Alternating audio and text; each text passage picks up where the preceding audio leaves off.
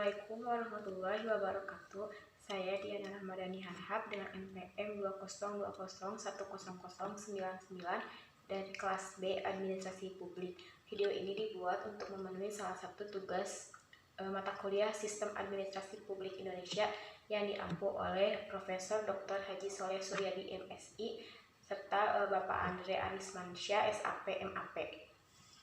Saya akan menjelaskan mengenai keuangan publik. Yang pertama ada konsep keuangan publik. Keuangan publik adalah bagian ilmu ekonomi yang mempelajari aktivitas finansial pemerintah. Pemerintah di sini termasuk seluruh unit pemerintah dan institusi atau organisasi pemegang otoritas publik lainnya yang dikendalikan dan didanai oleh pemerintah. Keuangan publik ini menjelaskan dan menganalisis mengenai pertama, belanja publik dan teknik-teknik yang digunakan oleh pemerintah untuk membiayai belanja tersebut.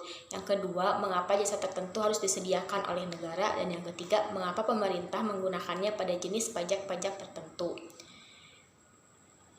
Jadi pada intinya keuangan publik ini menggambarkan segala kegiatan pemerintah dalam mencari sumber-sumber dana dan kemudian bagaimana dana-dana tersebut digunakan untuk mencapai tujuan-tujuan pemerintah, yaitu untuk mensejahterakan rakyat. Dan yang kedua, ada fokus keuangan publik adalah mempelajari pendapatan dan belanja pemerintah dan menganalisis implikasi dari kegiatan pendapatan dan belanja pada alokasi sumber daya, distribusi pendapatan, dan stabilitas ekonomi. Yang pertama, ada alokasi sumber daya. Dilaksanakan agar pemerintah dapat membagi pendapatan negara yang diterima sesuai dengan target atau sasaran yang diinginkan. Misalnya, menetapkan besarnya anggaran untuk belanja gaji pegawai, belanja barang, anggaran pembangunan suatu proyek, dan lain-lain. Yang kedua, distribusi pendapatan dibuat agar dapat menyalurkan pendapatan negara secara adil dan merata. Adanya fungsi ini diharapkan membuat pemerintah mampu memperbaiki distribusi pendapatan masyarakat. Contohnya memberikan subsidi bahan pokok, listrik, atau memberi bantuan pendidikan bagi masyarakat yang kurang mampu, dan lain-lain. Yang ketiga yaitu stabilitas ekonomi. Digunakan pemerintah untuk menstabilkan keadaan ekonomi negara agar terhindar dari hal-hal yang tidak diinginkan. Misalnya pada saat terjadi inflasi, harga barang dan jasa cenderung naik, maka pemerintah dapat menstabilkan perekonomian dengan cara menaikkan pajak agar jumlah uang yang beredar dapat dikurangi dan harga-harga dapat kembali turun. Berdasarkan Undang-Undang Nomor 17 Tahun 2003, keuangan negara didefinisikan sebagai semua hak dan kewajiban negara yang dapat dinilai dengan uang, serta segala sesuatu baik berupa uang maupun berupa barang yang dapat dijadikan milik negara berhubungan dengan pelaksanaan hak dan kewajiban tersebut. Dalam undang-undang ini dinyatakan bahwa pendekatan yang digunakan dalam merumuskan keuangan negara adalah dari sisi objek, subjek, proses, dan tujuan. Yang pertama, dari sisi objek, yang dimaksud dengan keuangan negara meliputi semua hak dan kewajiban negara yang dapat dinilai dengan uang maupun berupa barang yang dapat dijadikan milik negara berhubung dengan pelaksanaan hak dan kewajiban tersebut. Hak negara yaitu untuk memungut pajak, mengeluarkan dan mengedarkan uang, melakukan pinjaman, dan lain-lain. Kewajibannya yaitu untuk menyelenggarakan tugas layanan umum pemerintahan negara dan membayar utang. Yang kedua, dari sisi subjek, yang dimaksud dengan keuangan negara meliputi seluruh subjek yang memiliki atau menguasai objek, yaitu pemerintah pusat, pemerintah daerah, perusahaan negara atau daerah, dan badan lain yang ada kaitannya dengan keuangan negara. Yang ketiga, dari sisi proses, keuangan negara mencakup seluruh rangkaian kegiatan yang berkaitan dengan pengelolaan objek sebagaimana tersebut di atas, mulai dari perumusan kebijakan dan pengambilan keputusan sampai dengan pertanggungjawaban. Yang terakhir, dari sisi tujuan, keuangan negara meliputi seluruh kebijakan, kegiatan, dan hubungan hukum yang berkaitan dengan pemilikan dan atau penguasaan objek sebagaimana tersebut di atas dalam rangka penyelenggaraan pemerintahan negara. Sumber penerimaan negara. Sumber penerimaan atau pendapatan negara merupakan semua penerimaan dalam negeri dan penerimaan lain yang digunakan untuk membiayai belanja negara. Dalam Undang-Undang Nomor 17 Tahun 2003 tentang Keuangan Negara disebutkan bahwa pendapatan negara adalah semua penerimaan yang berasal dari penerimaan perpajakan, penerimaan negara bukan pajak, serta penerimaan hibah dari dalam dan luar negeri. Besaran penerimaan yang diterima negara ditetapkan oleh Kementerian Keuangan atas persetujuan Presiden yang kemudian dibahas bersama-sama dengan Dewan Perwakilan Rakyat. Sumber pendapatan negara nantinya akan digunakan untuk menyejahterakan rakyat sebagai perwujudan sila kelima, yaitu keadilan sosial bagi seluruh rakyat Indonesia. Sumber pendapatan negara akan kembali lagi kepada rakyat dalam bentuk program bantuan atau pembangunan nasional. Yang pertama, ada penerimaan perpajakan. Pajak merupakan sumber pendapatan utama dari sebuah negara.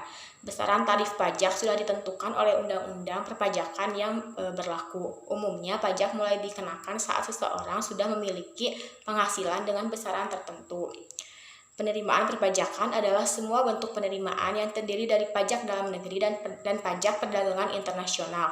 Pajak dalam negeri terdiri atas pajak penghasilan, pajak pertambahan nilai barang dan jasa, dan pajak penjualan atas barang mewah, pajak bumi dan bangunan, bea perolehan hak atas tanah dan bangunan, cukai, dan pajak lainnya.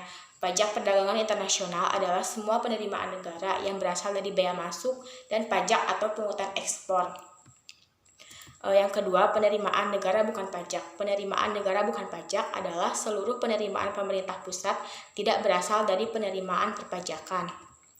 Adapun sumber pendapatan negara non-pajak terdiri dari keuntungan BUMN, pengelolaan sumber daya alam, pinjaman, barang sitaan, percetakan uang atau sumbangan.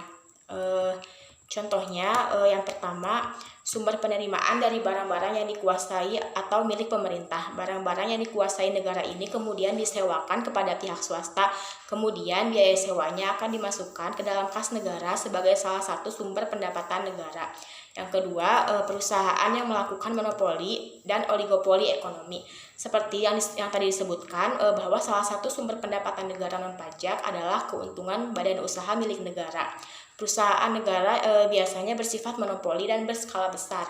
Keuntungan dari BUMN ini menjadi pendapatan negara yang disisihkan untuk pembiayaan negara itu sendiri. Yang ketiga, harta terlantar adalah harta peninggalan yang dianggap terlantar atau tidak ada seorang pun yang mengajukan klaim atasnya. Maka dalam hal ini negara berhak mengumumkan jika tidak ada ahli waris yang mendatangi dan mengambil haknya dalam kurun waktu yang telah ditentukan, harta tersebut menjadi milik negara. Yang keempat, denda yang dijatuhkan untuk kepentingan umum. Denda yang dimaksud di sini adalah hukuman berupa sitaan atau pembayaran yang telah disepakati besarannya. Untuk barang sitaan biasanya akan dilelang untuk kemudian hasilnya masuk ke dalam kas negara. Lalu yang terakhir ada retribusi dan iuran lainnya.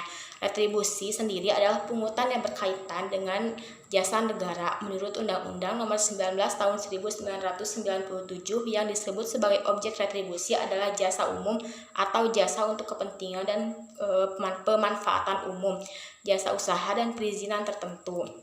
Lalu yang terakhir ada penerimaan hibah. Penerimaan hibah adalah semua penerimaan negara yang berasal dari sumbangan swasta dalam negeri maupun sumbangan dari luar negeri yang menjadi hak pemerintah. Hibah merupakan pemberian yang diberikan kepada pemerintah tetapi bukan bersifat pinjaman. Hibah bersifat sukarela dan diberikan tanpa ada kontrak khusus. Dana bantuan yang didapat biasanya diperuntukkan bagi pembiayaan pembangunan. Selain itu, penerimaan yang berasal dari luar negeri juga masuk dalam pinjaman program atau pinjaman proyek dengan jangka waktu tertentu. Lembaga internasional yang pernah memberi bantuan pada Indonesia adalah Bank Dunia, ASEAN Development Bank, dan International Monetary Fund. Terakhir ada analisis kasus keuangan publik di tingkat daerah atau nasional. Di sini saya mengambil salah satu kasus yaitu selama pandemi COVID-19. Perkembangan penyebaran COVID-19 yang sangat cepat berdampak pada banyak aspek, yaitu antara lain aspek sosial dan ekonomi di berbagai negara. Bahkan saat ini perekonomian dunia mengalami tekanan berat yang diakibatkan oleh virus tersebut, termasuk Indonesia. Indonesia dihadapkan dengan banyak masalah terkait aspek ekonomi akibat dari COVID-19. Ekonomi di Indonesia pada tahun 2020 diperkirakan tumbuh negatif. Angka pengangguran dan kemiskinan meningkat disebabkan karena PHK yang terjadi selama masa pandemi COVID-19. Di satu sisi, pemerintah harus tetap memberikan stimulus dan insentif bagi masyarakat dan dunia usaha agar dapat tetap bertahan hidup. Di sisi lain, penerimaan negara sulit mencapai target karena kondisi ekonomi yang masih sulit. Kebijakan social distancing dan anjuran work from home yang diambil pemerintah Indonesia untuk mengurangi penyebaran COVID-19 ini mengakibatkan beberapa sektor, antara lain industri pariwisata, transportasi, manufaktur, keuangan, pelayanan publik, dan sektor lainnya mengurangi atau menghentikan aktivitasnya sementara sampai waktu yang telah ditentukan. Tentunya hal ini memiliki dampak yang begitu besar pada perekonomian negara, baik itu skala makro maupun mikro. Faktor lain juga yang memberatkan yaitu karena sebarannya sudah menjangkau sebagian besar wilayah di Indonesia. Oleh karena itu, sejumlah kebijakan dan langkah-langkah antisipatif telah dilakukan oleh pemerintah, baik pemerintah pusat, provinsi, kabupaten, dan kota dalam upaya penanggulangan pandemi COVID-19 ini. Langkah utama yang sudah dilakukan pemerintah yaitu dengan dikeluarkannya peraturan pemerintah pengganti undang-undang atau Perpu nomor 1 tahun 2020 mengenai kebijakan keuangan negara dan stabilitas sistem keuangan untuk penanganan pandemi COVID-19. Perpu tersebut secara garis besar membahas dua hal. Yang pertama, kebijakan keuangan negara dan keuangan daerah, yaitu mengatur kebijakan pendapatan, belanja, dan pembiayaan. Kedua adalah kebijakan stabilitas sistem keuangan yang meliputi kebijakan untuk penanganan permasalahan lembaga keuangan yang membahayakan perekonomian nasional dan atau stabilitas keuangan negara. Penurunan pendapatan dialami karena penurunan aktivitas ekonomi masyarakat, sementara terjadi peningkatan belanja pemerintah khususnya untuk bidang kesehatan dan sosial. Pada bulan pertama mungkin pandemi COVID-19 belum terlalu berdampak besar pada keuangan pemerintah karena masih dapat memanfaatkan ketersediaan dana yang masih tersimpan.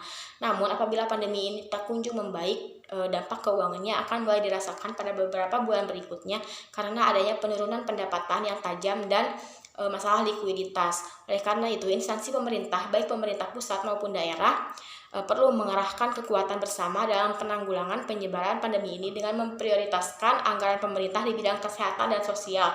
Di saat yang sama, pemerintah perlu menanggulangi dampak ekonomi dan keuangan dengan target pada masyarakat yang terdampak karena menurunnya daya beli. Sekian presentasi dari saya, mohon maaf bila ada kesalahan. Terima kasih. Wassalamualaikum warahmatullahi wabarakatuh.